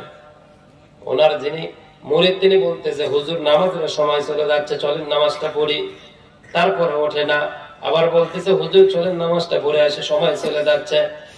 হযরত আবু হানিফা, ইমাম আজম আবু হানিফা নামাজ পড়লেন। মুরিদ বললেন, হুজুর আপনি বসে বসে দেখে ওই ড্রেনের পানির দিকে আপনি তাকাচ্ছিলেন কেন, কি সমস্যা? বলে, তোমার চোখ আমার চোখ এক না, তোমার চোখে যা দেখা আমার চোখে তা আমি দেখি না, আমার চোখে যা দেখা যায় তোমার চোখে তা দেখা যায় না। নবীজি বলেছেন, কোন গুনাহগার ওযু করলে তার শরীরের পানি, মানে এই মুখ ধোয়ার পরে মুখের পানি, হাত ধোয়ার পরে হাত ধোয়ার পানি, এই পানির সাথে শরীরের গুনাহগুলো ঝরে ঝরে পড়ে যায়। আমি আমার গুনাহগুলো ঝরে ঝরে যাচ্ছে, এইটা দেখতেছি ড্রেনের দিকে। ওই পচা নর্দমা পানি দেখার জন্য আমি বসে নাই। আমার ভাইরা, আমার বন্ধুগণ, আপনার স্ত্রী আজকে আপনি যখন হাত ধরবেন, তখন সগীরা গুনাহগুলো আপনার পড়ে যাবে, তার উপরে যাবে। বুকের সাথে জড়া নিয়ে বলবেন, আল্লাহুম্মা মাজ্জিদ মুহাব্বাত লিল্লাহি ওয়া রাসূলি। বলেন, আল্লাহুম্মা মাজ্জিদ মুহাব্বাত লিল্লাহি ওয়া রাসূলি। একবার, দুইবার, তিনবার হয়ে গেল। দুই ভুরুর মাঝখানে কপালের জায়গায় একটা চুমু দিয়া বলবেন, এইরকম একটা চুমু দিবেন। নিজের আপন স্ত্রী, যেরকম মারহাবা। ঝগড়া কেমনে হয়, শয়তান এসে কেমনে ওয়াসওয়াসা দেয়, দেখবো আমি দেখি। জীবনে কোনদিন পরক্রিয়া প্রেম আপনার স্ত্রীও করবে না, আপনাকে করার সুযোগ পাবেন না। সুন্নাত আছে যে জায়গায়, ইসলাম আছে যে জায়গায়, শান্তি আছে সেই জায়গায়। সুবহানাল্লাহ। তাহলে আজকে বাড়িতে গিয়ে সালাম দিবেন, কারা কারা হাত তোলেন? মিছে কথা বলেন না, হাত নামান। সালাম দেওয়ার পরে হয়তো আপনার স্ত্রী বলবে, কালকে বেগুন চুরি করে আজকে সালাম। আপনি বলবেন যে, না রে সোনা, সালামটা নিনু, 10টা নাকি পাবো। কয় নাকি? 10টা, মানে প্রথম সালাম মারলে 90, আপনি আপনার স্ত্রী 10 হয়ে গেল 100। সুবহানাল্লাহ। এরপর হাত দিলেন, সগীরা গুনাহগুলো ঝরে গেল। বুকের সাথে জড়িয়ে নিলে মহাব্বত বেড়ে গেল, এই কপালে চুমু দিলেন, ইসলামটা কায়েম হলো। সুবহানাল্লাহ। তবে আজকে গিয়ে বাড়িতে যদি যে আপনার স্ত্রীর কপালে চুমা দেন, আপনার বাড়িতে যে বল্টু আছে, বল্টু ওই যে নান্টু ঘটক পিচ্ছি পিচ্ছি আছে না নাই, ছোট ছোট গুলা, এরা যদি দেখে কাল সকালে মানুষের সাথে গল্প করবে, মা গতকালকে আব্বা গতকালকে ওয়াজ শুনতে গেছিল, গোলাম রব্বানে ভাগনা শেখ আবু ইউসুফ বাংলাদেশ থেকে আসছিল, ওই হুজুরের ওয়াজ শোনার আগে মা ভালো ছিল, আব্বাও ভালো ছিল, ওয়াজ শুনে আসে আব্বা আম্মা ধরে ধরে চুমা খেতে আমি দেখছি, তাহলে মান ইজ্জত কমে যাবে। ব্যাপারটা বোঝেন না, কারণ ইসলাম তো আপনার পরিবারে নাই, কেমনে আপনার সন্তান বুঝবে, ঠিক কিনা? খাবার বসার সময় দস্তরখানাও টানেন না, যখন পড়ে যায় তখন তো একটা বার খেয়াল করেন না, আল্লাহ ওই পড়ে যাওয়া খাদ্যের ভিতরে হয়তো বা বরকত রেখেছেন, খাবারের ভিতরে এতগুলো ভাত নিয়েছেন, 5টা রুটি নিয়েছেন, কোনটার ভিতরে বরকত বলার আপনার ক্ষমতা নাই, যেটা পড়ে গিয়েছে ওইটার ভিতরেও বরকত থাকতে পারে। এই জন্য কুলুপকে মনে করা যাবে না, সোমবার রবিবার বিয়ে দেওয়া যাবে না, এইটা কখনো বলবেন না, মনে রাখবেন তো ইনশাআল্লাহ। যেটা পড়ে গিয়েছে ওইটা আস্তে করে ধুয়ে মুছে আবার মুখে দিবেন, নোংরা যাতে না লাগে সেই জন্য চেষ্টা করবেন দস্তরখানা পেরে খাওয়ার জন্য। 1 নাম্বার নবীজির সুন্নাহ সালাম, 2 নাম্বার নবীজির সুন্নাহ মানুষকে খাওয়ান। আমার ভাইয়ের, আমার বন্ধুগণ, এই সাহাবা চলে গেল দাওয়াত নিয়ে তার বাড়িতে, যাওয়ার পরে একদিন থাকলেন, থাকার পরে 2 দিন থাকলেন, থাকার পরে বলছে ভাই আমি বাড়িতে যাব। কেন বাড়িতে যাবেন, কি হয়েছে আপনার বাড়িতে? যে সমস্যা হয়েছিল সমস্যার কি সমাধান হয়েছে? বলে সমস্যার সমাধান না হলেও আমাকে যেতে হবে, যে আশা নিয়ে আসছিলাম ওই আশায় আমার পূর্ণ হলো না। কি মনে বড় আশা ছিল যাব মদিনায়, মনে বড় আশা ছিল যাব মদিনায়, সালাম আমি করব গিয়ে, সালাম আমি করব গিয়ে নবীজির রওজায়, মনে বড় আশা ছিল যাব মদিনায়, বলেন আমিন। আমার ভাইরা, আমার বন্ধুগণ, এই সাহাবা বাড়ি থেকে ব্যাগ আসতেছে, উনি বলতেছে ভাই কোনো খবর বাড়ি থেকে আসলো না, আমি মাংসার কোনো আওয়াজ পাওয়া গেল না, বাড়ির দিকে দৌড়ান, খামাখা আরো কয়েকদিন থাকেন, খাওয়া দাওয়ার কোনো প্রবলেম হচ্ছে কিনা? বলে না, খাওয়া দাওয়ার কোনো প্রবলেম নাই, থাকারও কোনো প্রবলেম নাই। তাহলে কেন বাড়িতে যাচ্ছেন? এই মেহমান সাহাবা বলতেছে আপনার বাড়িতে যে আশা নিয়ে আসছিলাম সেই আশা আমার পূর্ণ হয় নাই, খামাখা থেকে আমি কি করব? কোন আশা আসছিলেন একটু বলবেন? বলে আল্লাহ রাসূল আপনাকে 1 দিন 2 দিন নয় 3 দিন পর্যন্ত জান্নাতে ঘোষণা করেছে।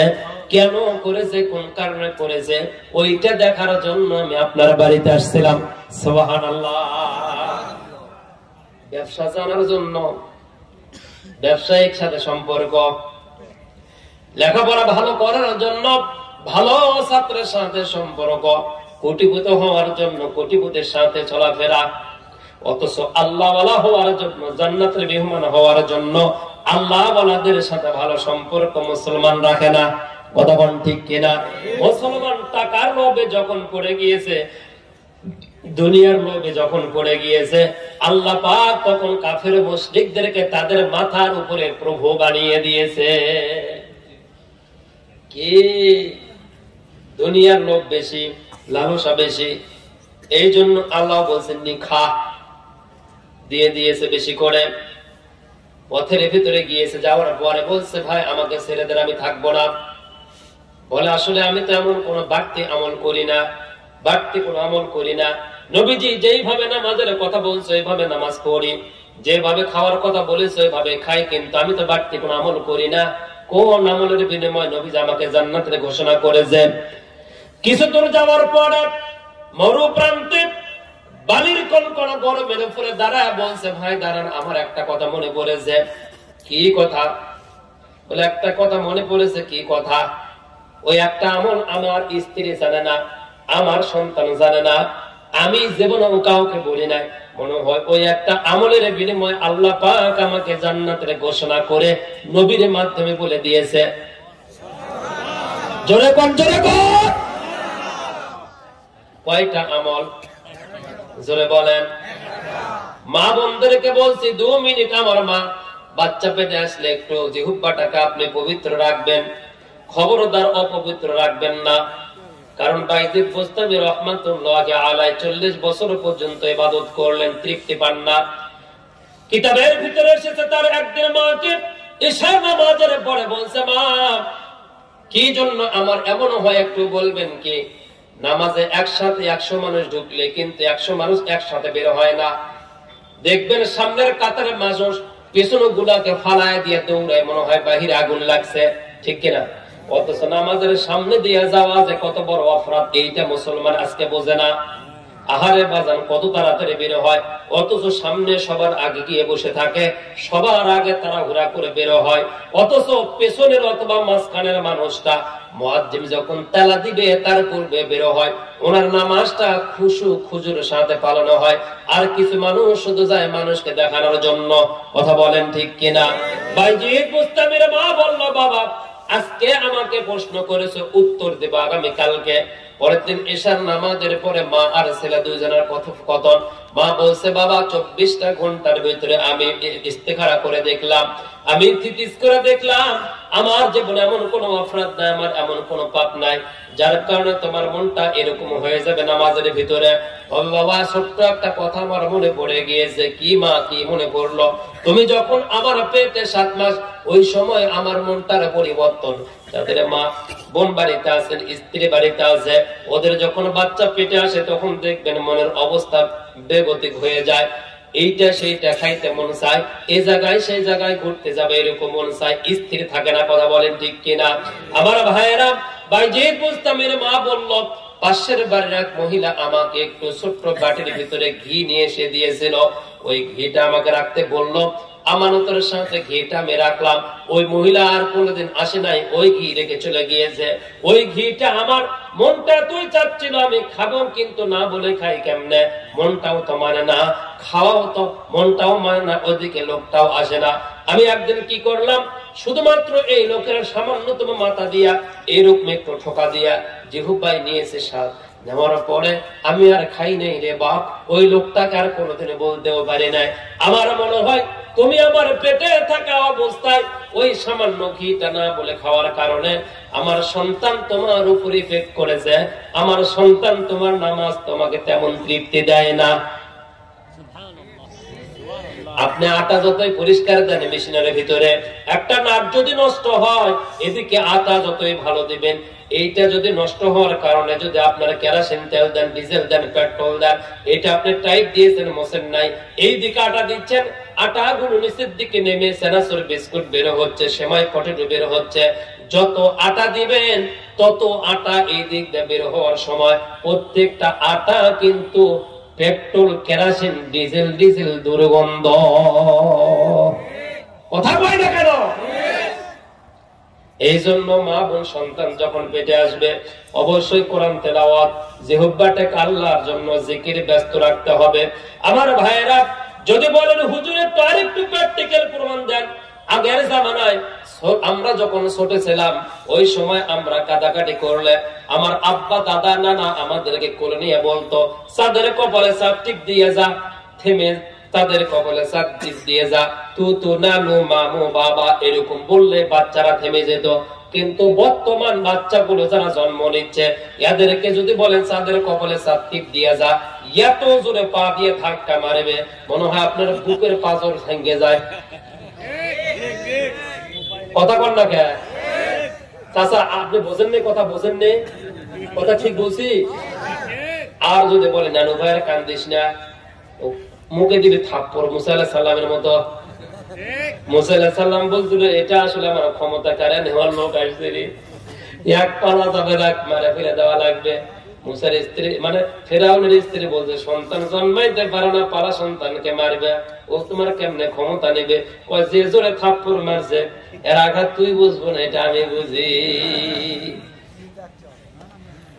বুঝেন না? আমার ভাইয়েরা, বাচ্চাটাকে থামাবেন কেমনে? আজকে নয়, কালকে বাড়িতে গিয়ে পরীক্ষা করেন। কি যখন বাচ্চাটা কাঁদবে বৌমাকে বলবেন বাচ্চাটা আমার কোলে দাও, স্ত্রীকে বলবেন, নাতি বউকে বলবে বাচ্চাটা আমার কোলে দেন। নাড়াচাড়া করবেন, থামবে না, তখন বলবা মোবাইলটা দাও। মোটুবাগলো গোপাল ভার দিবেন বের করে, পটল কুমার দিবেন বের করে। মুহূর্তের ভিতরে বাচ্চাটা থেমে যাবে। ওর বাপ মা উমরা করে আসার পরেও ওই বুঝতেই পারবে না। কথা বল না কে? ভিডিও শেষ হবে যখন কাটবে তখন সকাল হয় না দুপুর হয় বুঝতে পারে না। কারণ কি?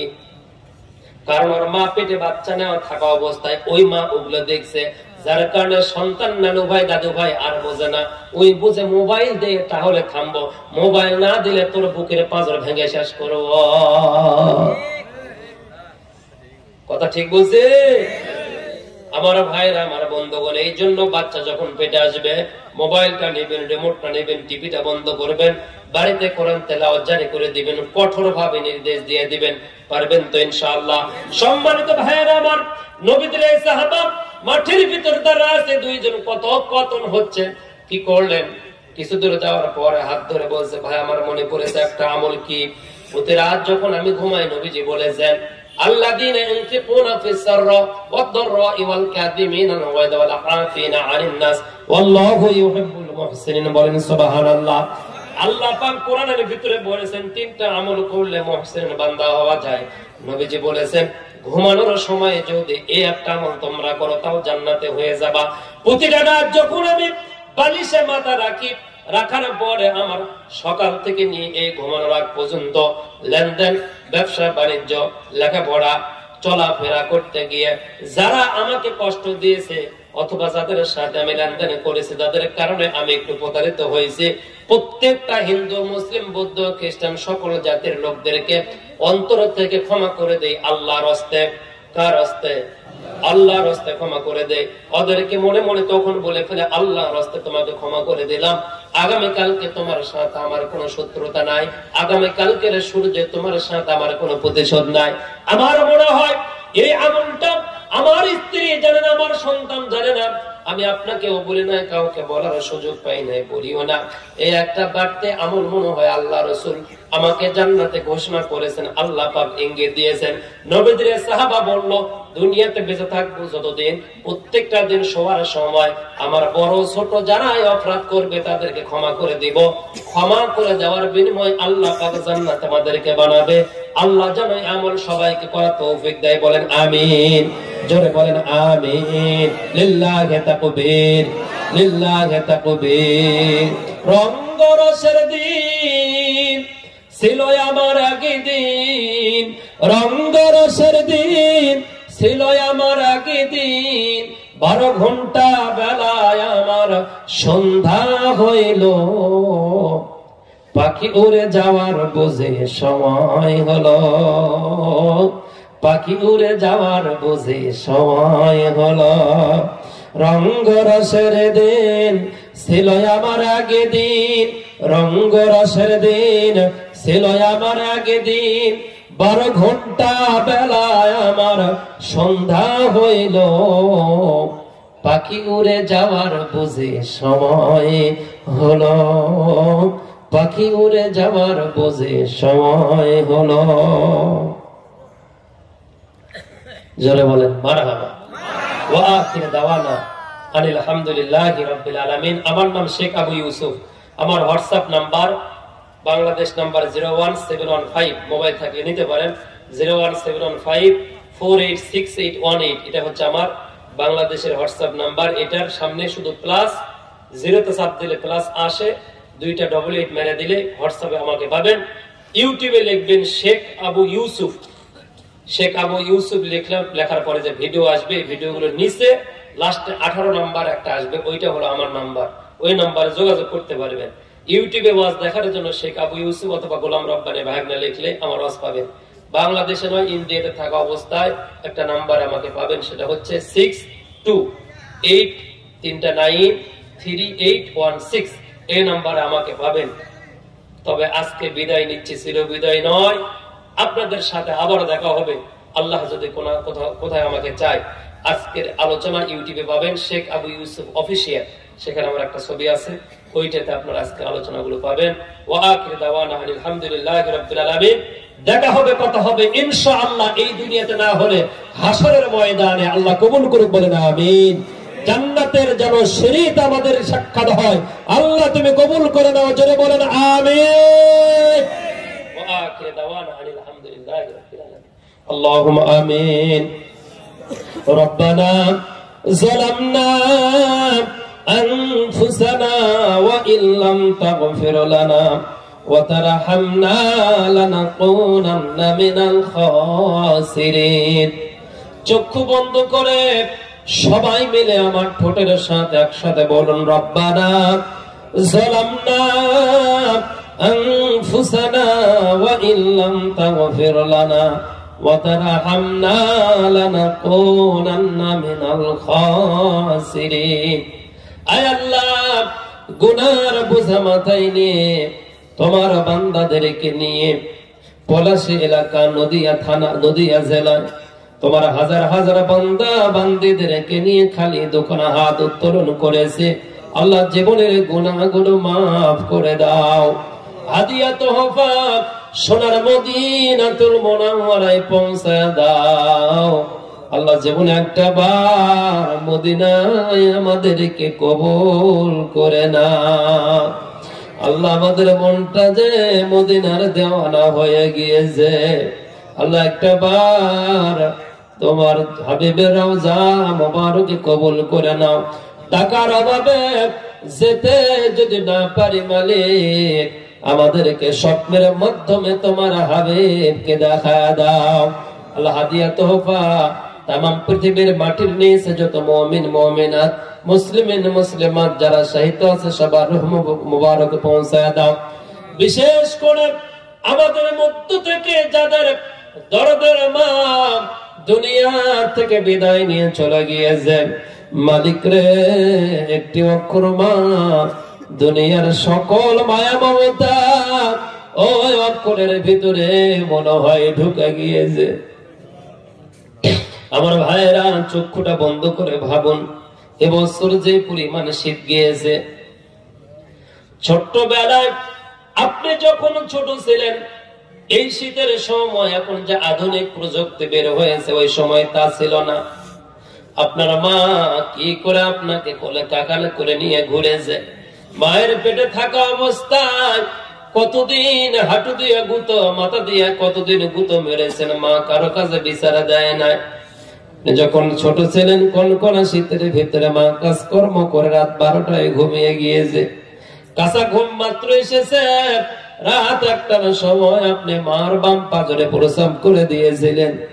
কেউ জানে না রে, মা উঠে পরিষ্কার করে দিল, শুকনা কাপড় পরায়া দিয়া মা বাম পাশে সন্তান কানিল। রাত 3টার সময় আবার সন্তানটা পায়খানা করে দিল। মা কেমনে জানলো সন্তানটা পায়খানা করেছে? এইটা জেনে মা আবার টয়লেটটা পরিষ্কার করে দিল। ডান পাশেও ভিজা, বাম পাশেও ভিজা, কোথায় রাখবে সন্তানটা? বাবা গরিব মানুষ থাকার কারণে বিছানা ছিল ছোট্ট। বাকিটা রাত তোমার মা, আমার মা, বাকিটা রাত মা বুকের উপর জড়ায়া নিয়ে ঘুমায়া ছিল। আল্লাহ, 2.5 বছর মায়ের বুকের দুধটা টেনে টেনে খাইলাম। 5টা বছর মা একটা জীবিত মানুষ আর একটা মানুষের টয়লেট কেমনে পরিষ্কার করে রে? গাড়িতে গেলে টয়লেট করেছি, সবাই সিট ছেড়ে দিয়ে চলে যায়, মা কখনো সিট ছেড়ে দেয় না। মা লজ্জায় মুখটা মলিন হয়ে যায়। টয়লেট পরিষ্কার করে ব্যাগের ভিতরে টয়লেট ওরা কাপড় রেখে কপালে সু দিয়া বুকের সাথে জোড়ায় নিয়ে বলছে, আমার কলিজা। আল্লাহ, এই মাহফিলে যাদের মা নাই, তাকে দেখো মা হারা সন্তান গুলো চোখ দিয়ে টক টক করে পানি পড়ে। আল্লাহ দয়া করে মায়ের কবর আযাব মাফ করে দাও। চন্দ্র হাসে, সূর্য হাসে, তুমি কেন মা হাসনা তোমার মুখের হাসি না দেখলে মাগো কলিজায় আমার ভরে না। দয়া করে মায়ের কবর আযাব মাফ করে দাও। আমার ভাইরা 24 বছর হয়ে গেল মায়ের চেহারা দেখি না। আমার মা না বলে দুনিয়ার দিকে আমাকে রেখে চলে গিয়েছে। আল্লাহ দয়া করে মায়ের কবর আযাব মাফ করে দাও।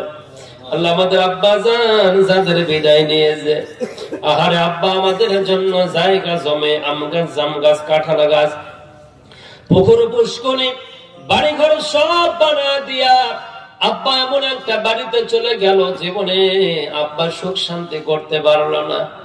আব্বা চলে গেল যে বাড়িতে, ওই বাড়িতে কোনো বিদ্যুতের ব্যবস্থা নাই। আব্বা যে বাড়িতে গেল, ওই বাড়িটা বাচ্চারা চোখের নিয়েছে। ওই বাড়িতে কোনো আলোর ব্যবস্থা নাই, ইলেকট্রনিকের কোনো ব্যবস্থা নাই, মোবাইল ফোনের ব্যবস্থা নাই। আব্বা গো 10-15 বছর হলো আপনি কেমনে আছেন একা একা ঘুমিয়ে? আল্লাহ এতিম হয়ে যারা হাত উত্তোলন করেছে, বাবা হারা, বাবা যতদিন বেঁচে ছিল বড় আব্বা চাচা ভালোবাসত, বাবাও চলে গেল, সবার ভালোবাসা কমে গেল। বাবা হারা সন্তানদের আব্বার কবর আযাব মাফ করে দাও। বলুন রব্বির হামহুমা কামা রব্বায়ানি সাগীরা, রব্বির হামহুমা কামা রব্বায়ানি সাগীরা। আয় আল্লাহ, বাংলাদেশ সহ যত দেশ আলোচনা করতে যায় মোনাজাতে বলতাম আল্লামা সাঈদীর তুমি মুক্তি দিয়ে দাও। আল্লামা সাঈদীর মুক্তি হয়েছে, দুনিয়ার মুক্তি। আর কোনদিন তার জবানের কোরআন তিলাওয়াত শুনতে পাবো না। আল্লাহ, ভারতের একজন মানুষ বলেছে হুজুর যেই দিন থেকে সাঈদী সাহেব জেলে, ওই দিন থেকে আমার পরিবার আমি রোজা রাখি। হুজুর যেদিন বের হবে ওই দিন রোজা ভাঙবো। আরে এদেশের মানুষেরা সরাসরি কোনদিন দেখে নাই, বাড়ির পাশে বাইরে নয়, শুধু তোমার কোরআনের জন্য আল্লামা সাঈদীকে ভালোবাসে। আল্লাহ কোরআনের পাখির কবরটা জান্নাতুল ফেরদাউস বানায় দাও। আয় আল্লাহ, মিজানুর রহমান, আমির হামজা, আমার মামা গোলাম রব্বানী সহ আল্লাহ সকল আলিম ওলামাদেরকে তুমি হায়াত দারাজ করে দাও। ইন্ডিয়ার বুকে তাদের কোরআনের আওয়াজটা পৌঁছে দেওয়ার ব্যবস্থা করে দাও। আল্লাহ দেশের মানুষেরা বড় আকাঙ্ক্ষিত গোলাম রব্বানী মামার আলোচনা শুনবে, আমির হামজার আলোচনা শুনবে, মিজানুর রহমান ভাইয়ের আলোচনা শুনবে।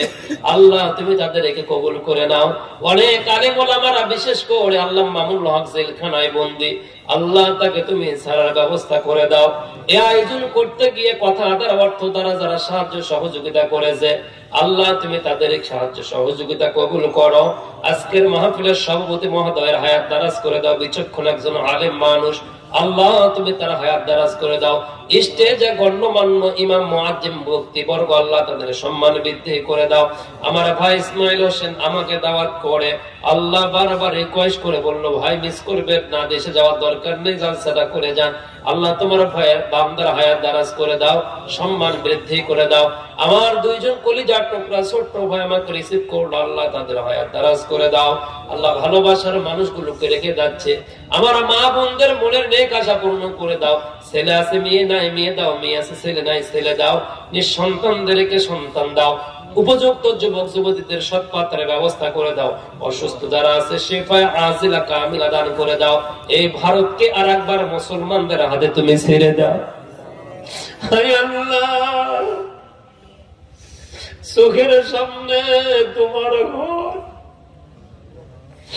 কি জবাব দেবে হাসরের ময়দানে কিয়ামতের দিনে? আল্লাহ আল্লাহ মুসলমানদের ঐক্যবদ্ধ হওয়ার তৌফিক দাও। আল্লাহ দুনিয়ায় যদি কোনোদিন আর না দেখা হয়, জান্নাতের সিঁড়িতে তোমার বান্দাদের সাথে সাক্ষাতের ব্যবস্থা করে দাও। আমার ভাইরা, আমি হয়তো বিদায় নিয়ে চলে যাচ্ছি, কোনোদিন দেখা হবে না। যেই দিন অনলাইনে ফেসবুকের মাধ্যমে শুনবেন আমি ইউসুফ দুনিয়াতে নাই, আমার কোনো ভালো আমল নাই, আমার জন্য দোয়া করবেন। আমার আল্লাহ আমার যেন কবরে ছেড়ে দিয়ে দেয়, আমার আল্লাহ যেন আমার কবরে মাফ করে দেয়।